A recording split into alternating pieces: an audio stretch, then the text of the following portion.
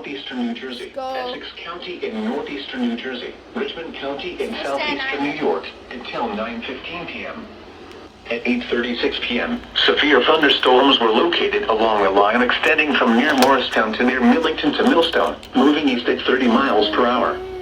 Hazard, 60 miles per hour wind gusts. Source, radar indicated. Impact, expect damage to trees and power lines. Severe thunderstorms will be near Plainfield and Summit around 8:40 p.m. Milburn around 8:45 p.m. Clark and Union around 8:50 p.m. London and Orange around 8:55 p.m. York and Elizabeth around 9 p.m. Uh-oh. Paris around 9:05 They're gonna p.m. issue an SVR for For your me. protection, move to an interior room on the lowest floor of a building. They're gonna issue an SVR for my area later. Flood advisory in effect until 10 p.m. this evening. What? Urban and small stream flooding caused by excessive rainfall is expected.